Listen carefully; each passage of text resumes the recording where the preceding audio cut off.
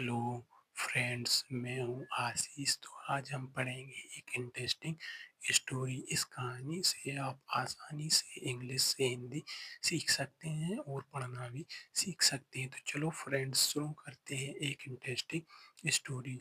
आज का जो अपना टाइटल है, दी फूलिश ब्राह्मण। ब्राह्मण को मतलब होता है पंडित, फूलिश को मतलब होता है मूर्ख। तो इस पूरे टाइटल को मतलब यह हुआ, मूर्ख पंडित। तो इस कहानी में आप एक मूर्ख पंडित के बारे में पढ़ेंगे। तो चलो फ्रेंड्स, शुरू करते हैं एक इंटरेस्टिंग स्टोरी। वन डे अ फूलिश ब्राह्मण received a milch got for performing a यज्ञ। परफॉर्मिंग को मतलब होता है करना, गॉट को मतलब होता है बकरी, मिल्च को मतलब होते दूध देने वाली, रिसीव्ड को मतलब होते प्राप्त करना, ब्राह्मण को मतलब होते पंडित, फूलिश को मतलब होते मूर्ख, वन डे को मतलब होते एक दिन, आ फूलिश ब्राह्मण रिसीव्ड आ मिल्च गॉट। एक मूर्ख पंडित ने एक दूध देने वाली बकरी प्राप्त की, फॉर परफॉर्मिंग आ यज्ञ, एक यज्ञ करने के लिए। तो यहाँ से यहाँ तक का मतलब अगर अपन देखें, एक दिन एक मूर्ख ब्राह्मण ने एक दूध देने वाली बकरी प्राप्त की, एक यज्ञ करने के लिए। तो यहाँ से यहाँ तक का मतलब यह हुआ, ही lifted the got on his shoulders. Shoulders को मतलब होते हैं कंधे, गॉट को मतलब होता है बकरी, लिफ्टेड को मतलब होता है उठाना। ही lifted the got on his shoulders, उसने बकरी अपने कंधों पर उठाई। यहाँ से यहाँ तक का मतलब यह हुआ, and walked back to his house. House को मतलब होता है घर, बैक को मतलब होता है वापस, वॉक को मतलब होता है चलना, एंड को मतलब होता है और। Walked back to his house, उसके घर की तरफ वापस चला। यहाँ से यहाँ तक का मतलब यह होगा, उसके घर की तरफ वापस चला। On the way three thugs noticed him. Noticed को मतलब होते ध्यान देना, ठग्स को मतलब होते बदमाश या गुंडे, वे को मतलब होते हैं रास्ता। ऑन दी वे, रास्ते पर, थ्री ठग्स नोटिस्ड हिम, तीन बदमाशों ने उस पर ध्यान दिया। तो यहाँ से यहाँ तक का अगर अपन मीनिंग देखे जाए, तो रास्ते पर तीन बदमाशों ने उस पर ध्यान दिया। They planned to trick him.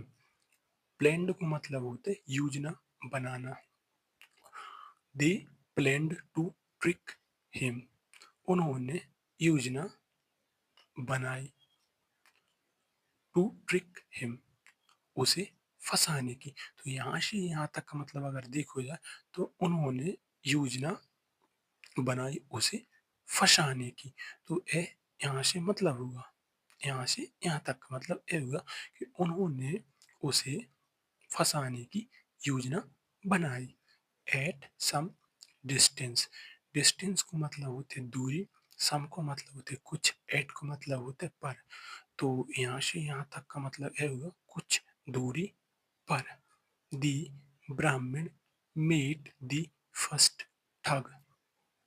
ठग को मतलब होता है बदमाश, मीट को मतलब होता है मिलना। दी ब्राह्मण मीट दी फर्स्ट ठग, पंडित पहले बदमाश से मिला। हु सेड, जिसने कहा, why are you carrying a dog on your shoulders. Shoulders को मतलब होते कंधों, डॉग को मतलब होते कुत्ता, कैरिंग को मतलब होते ले जाना, बाय को मतलब होते क्यों। Why are you carrying a dog on your shoulders, तुम क्यों एक कुत्ता तुम्हारे कंधों पर ले जा रहे हो। तो यहाँ से यहाँ तक का मतलब यह हुआ, तुम क्यों एक कुत्ता तुम्हारे कंधों पर ले जा रहे हो। दी ब्राह्मण गॉट एंग्री, एंग्री को मतलब होते नाराज हो जाना या गुस्सा हो जाना। दी ब्राह्मण गॉट एंग्री, तो पंडित नाराज हो गया।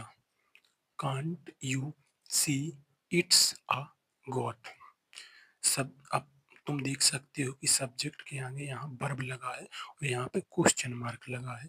तो जब जिस किसी भी सेंटेंस में सब्जेक्ट के आगे वर्ब आता है तो वो क्वेश्चन वाला बन जाता है। तो उसका मीनिंग अपन ऐसे निकाल सकते हैं, क्या तुमने क्या तुम देख नहीं सकते यह एक बकरी है।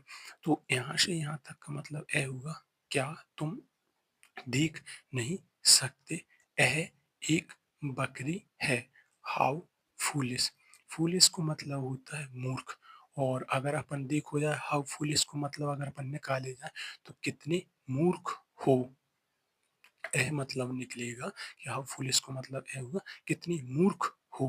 Half a mile away. Half को मतलब होता है आधा, अवे को मतलब होते है दूर।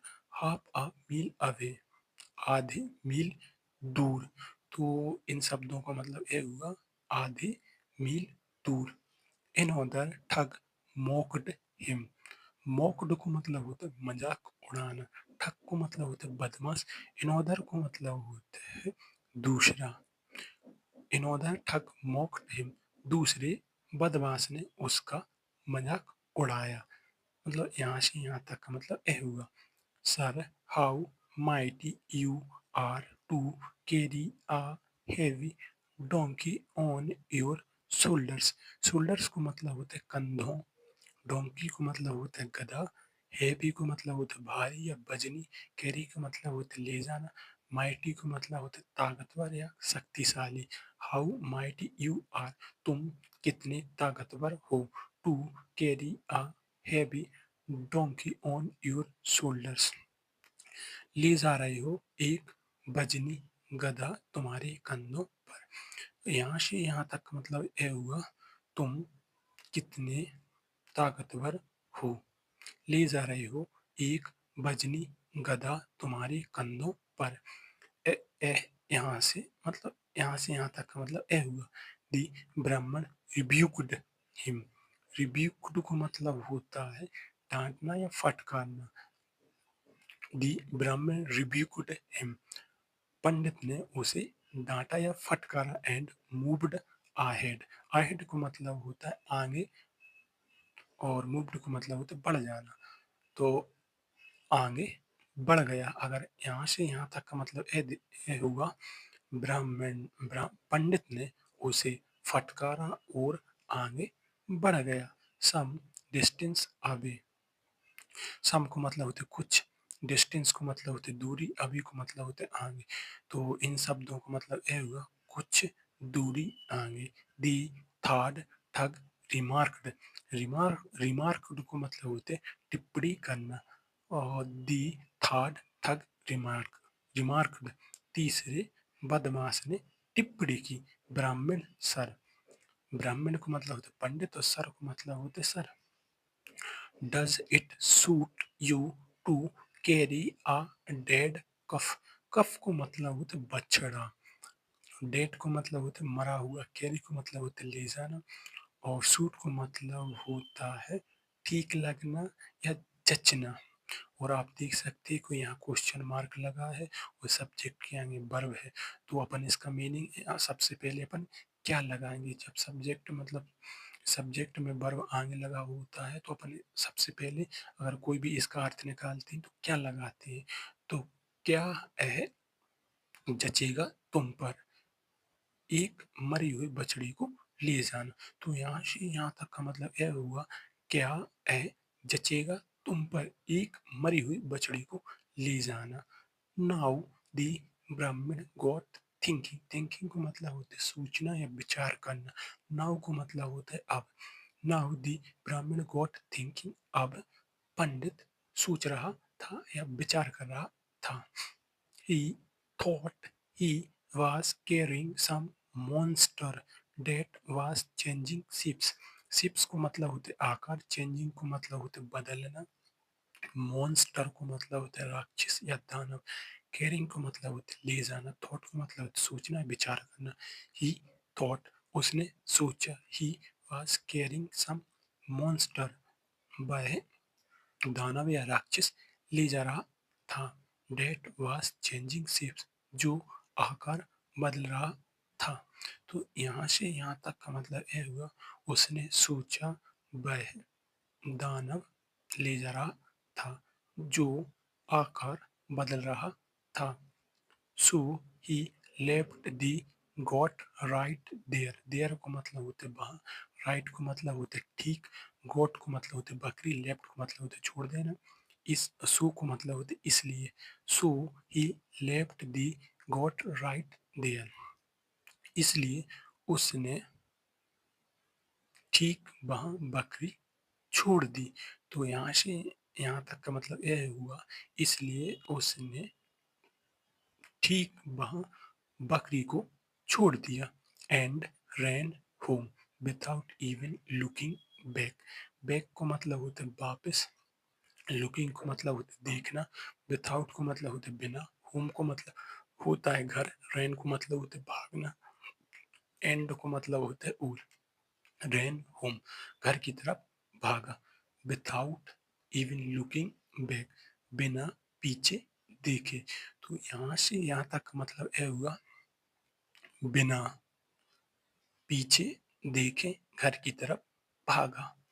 दी three thugs were happy to have the goat.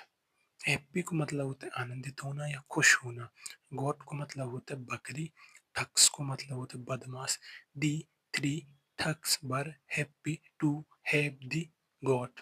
तीनों बदमाश खुश थे बकरी पाकर। यहाँ से यहाँ तक का मतलब यह हुआ, तीनों बदमाश खुश थे बकरी पाकर।